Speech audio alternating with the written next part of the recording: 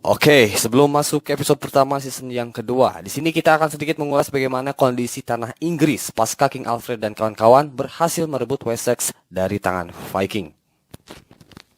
Di masa sekarang, beberapa titik di tanah Inggris, khususnya di wilayah kota dalam kerajaan-kerajaan besar, masih diduduki oleh para penjara Viking. Contohnya Northumbria, di dalamnya terdapat 2-3 kerajaan yang dikuasai oleh penjara Viking maupun penduduk pribumi. Karena daerah di sana sangat luas dan seiring berjalannya waktu juga, baik penjara maupun pribumi tak pernah henti saling merebut wilayah kekuasaan. Bahkan ada juga dari mereka yang hidup berdampingan dan membentuk persekutuan. Jadi, pada intinya, tak semua wilayah di Northumbria dikuasai oleh para penjara ataupun sebaliknya. Berbicara lebih dalam soal Northumbria, kita tahu bahwa provinsi tersebut, kita sebut provinsi ya, diduduki oleh beberapa pemerintahan, di antaranya yaitu Bebbanburg, tanah kelahiran Uhtred. Saat ini Bebbanburg dikuasai oleh Aelfric, paman dari Uhtred. Lalu ada salah satu kota besar yaitu Eivor-Witch atau York. Wilayah tersebut dikuasai oleh tokoh kenamaan Viking yakni kakak beradik Erik dan Siegfried. Ini dia orangnya nih. Di wilayah lainnya, Kejartan, sosok yang telah membunuh Ragnar, saat ini menguasai benteng kokoh di wilayah Durham. Atas hal itu dan demi menciptakan perdamaian, Guthrum memiliki nama baru sebagai Ethelstan dan ia sendiri dimahkotai Raja Englia Timur. Di tempat lain, kini tanah Wessex semakin berjaya dan tentram di bawah kepemimpinan King Alfred. Tak dipungkiri, keberadaan keluarga di sampingnya membuat King Alfred semakin nyaman duduk di atas tahta. Meskipun begitu, konsentrasi sang raja sedikit teralihkan oleh putrinya yang bernama Ethelflaed yang telah tumbuh menjadi dewasa. Sebab dengan membesarnya sang putri, Alfred harus mulai belajar merelakan sang putri ke pernikahan. Sementara itu, Uhtred memilih jalannya sendiri di mana ia tengah memperjuangkan keselamatan saudarinya, Thyra, yang saat ini masih menjadi tawanan Kejartan. Dan tak menutup kemungkinan apabila semua berjalan tanpa hambatan, Uhtred masih berambisi untuk merebut tanah Bebbanburg dari tangan sang paman.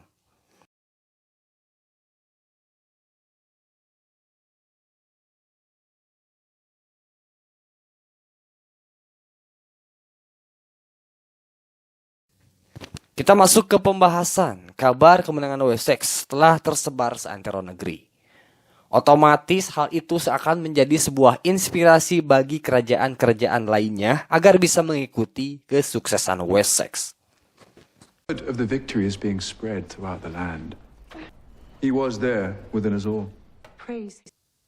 Seorang kepala biara di wilayah Cumberland, masih termasuk provinsi Northumbria, mengaku mendapatkan karunia bahwasannya ia melihat seorang sosok yang ditakdirkan oleh Tuhan sebagai penyelamat Northumbria. Sosok yang disebut adalah Guthred, ya bukan Uhtred, beda. Seorang budak rendahan yang saat ini di bawah kendali kaum Viking. Konon, bila Guthred berhasil diselamatkan, nantinya ia akan dimahkotai sebagai Raja Cumberland. Maka dari itu, kepala biara tersebut mengutus seseorang untuk menginformasikan hal ini dan meminta bantuan King Alfred. Dengan harapan King Alfred dapat membantu mereka membebaskan Guthred dari perbudakan. A man who is a lowly slave and who himself. We are in general ruled by Danes. We are in need of a Christian. I'm sure. Di sisi lain, kita masuk ke sudut pandang seorang Uhtred yang saat ini tengah dalam perjalanan menuju arah utara. Di sini Uhtred tersendiri karena ia ditemani oleh teman-teman yang sangat setia yakni Halik dan juga Hilda. Berselang dari sana, Uhtred beserta 2 rekannya cabut ke wilayah Eivor-Witch yang kala itu wilayah tersebut dikuasai oleh kelompok 2 bersaudara Erik Siegfried. Say that your path led north.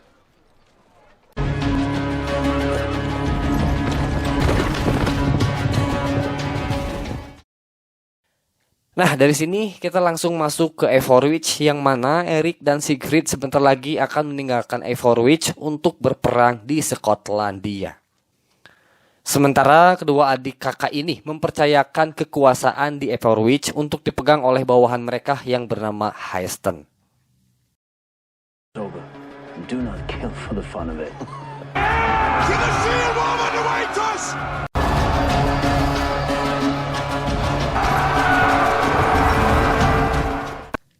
Nah, para pendeta atau penduduk lokal di sana melihat kepergian dua bersaudara itu sebagai peluang bagi mereka untuk melakukan pemberontakan.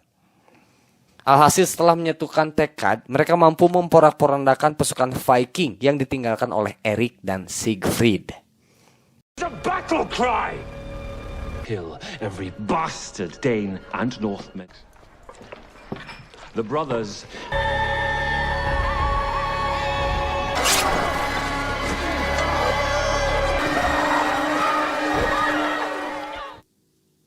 Sementara itu, Uhtred yang baru saja sampai di Everwich melihat bagaimana para petarung yang telah mati bergeletakan di pinggiran kota. Adapun itu, para penduduk yang masih merasa dendam melampiaskan kemarahannya dengan mempermalukan musuh mereka serta mengikatnya di tengah alun-alun. Uhtred yang melihat hal itu langsung menghentikan perpeloncoan tersebut dengan membebaskan sang tawanan. Di sini, para penduduk desa merasa segan lantaran mereka tahu kalau orang yang telah berani menghentikan aksi mereka ini adalah Uhtred. Ya, tak dipungkiri, nama besar Uhtred telah dikenal seantero negeri sebagai seorang pahlawan yang telah berhasil membawa Wessex merdeka dari para penjara. Business. You keep the cover. My business is my own. Not only do we know of this battle, Lord, we held her, and thanks, Lord Uhtred. Father. Uhtred. Secara kebetulan, Father Beoka tengah berada di sana atas perintah King Alfred menyusul permohonan kepala biara bernama Ibrid yang meminta tolong untuk membebaskan Guthred. Lantas, kedua orang kerabat yang sudah lama tak bertemu ini saling terkejut ketika mereka bertemu dengan cara yang tak sengaja. Dalam hal ini, Father Beoka otomatis meminta bantuan Uhtred untuk menyelesaikan misinya. Rencananya, mereka akan menebus Guthred dengan perak di sebuah acara pelelangan yang melelang budak-budak. Namun masalahnya, penyelenggara pelelangan itu masih dari kalangan Viking yang juga dimiliki seorang kejartan. Men. Warriors. Father, come with us. Help us to free Guthrie. Elf was captured and sold as a slave. He would. Keesokannya, Uhtred, Father Beoka, beserta rekan-rekan yang terlibat bertolak dari Everwich menuju tempat yang sebelumnya saya sebut. Mereka setidaknya membutuhkan waktu beberapa hari untuk sampai ke tempat tujuan.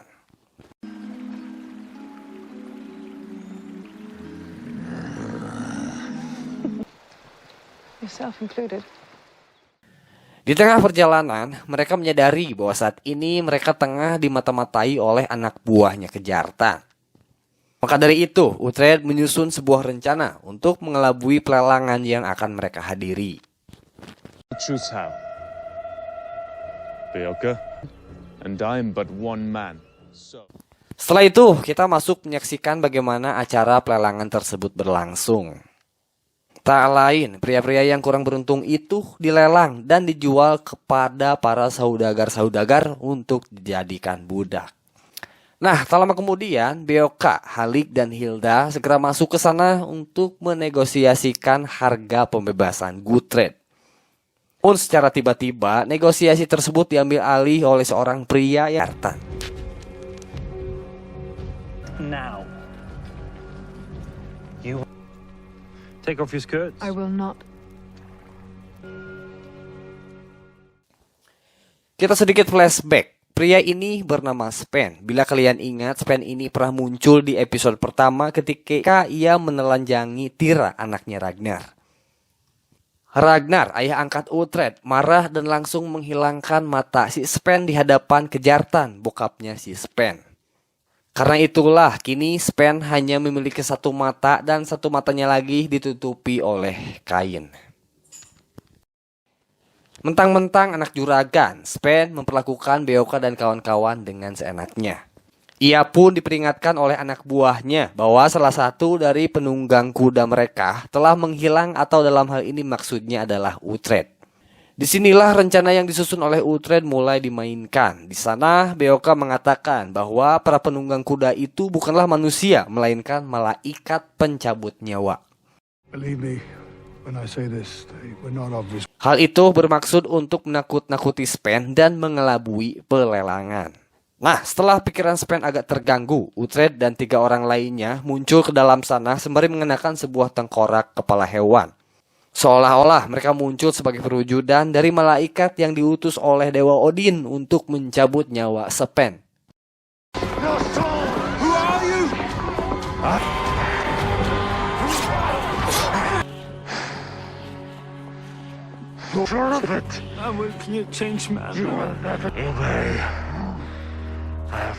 Berhubung si Sven ini orangnya memang payah dan agak odoh, ia percaya begitu saja bahwa para penunggang kuda ini merupakan malaikat pencabut nyawa. Alhasil dengan begitu mereka berhasil membebaskan Guthred tanpa harus mengeluarkan perak sepeser pun. Sementara Sven dilepaskan ke dalam hutan dengan maksud agar ia memberitahukan hal ini kepada Kjartan. 2 coins!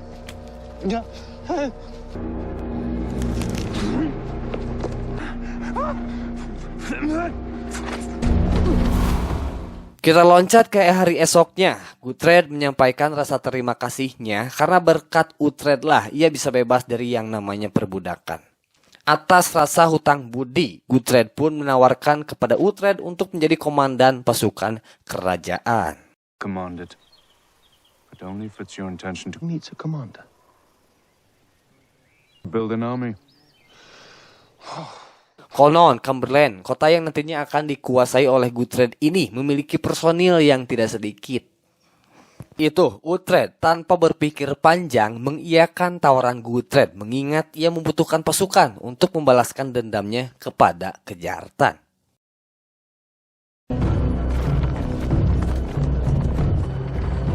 Di tempat lain, tepatnya Benteng Durham, Kjartan benar-benar dibuat marah setelah mengetahui kalau anaknya baru saja ditipu mentah-mentah. Atas hal itu, Kjartan memerintahkan anak buahnya untuk mencari tahu siapa sebenarnya sosok di balik penunggang kuda yang What did that too? Did not ask. It's a trick! He's a lie! Dad. We find the slave. Adapun itu, akhirnya kita dipertemukan dengan sosok Tira yang saat ini tinggal di dalam jeruji besi. Karena keberadaan Tira di sini terlebih dari seorang budak dan karena ia menolak pinangan Sven sebagai istrinya, Tira hanya hidup ditemani oleh beberapa ekor anjing dan merawat anjing-anjing tersebut.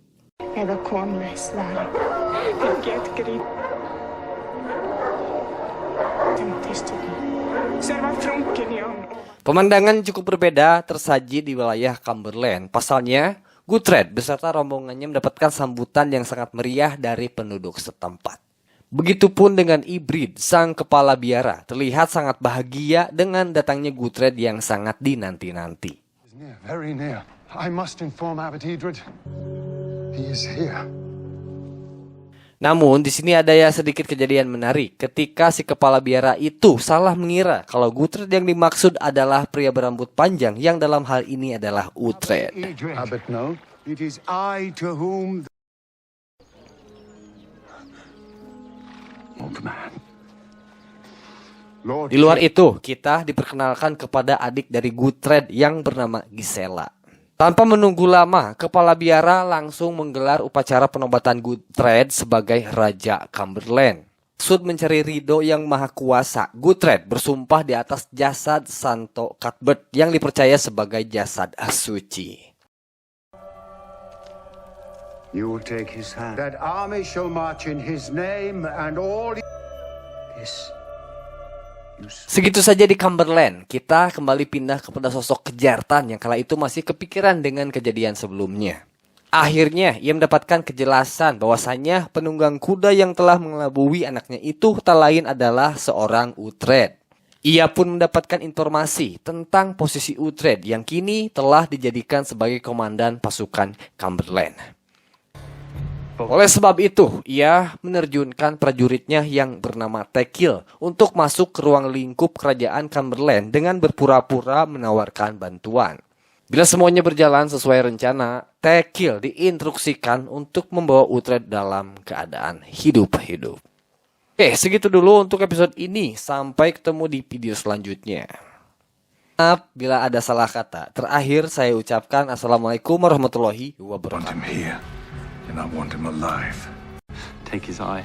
Yes. Ragnarsson. It's mine.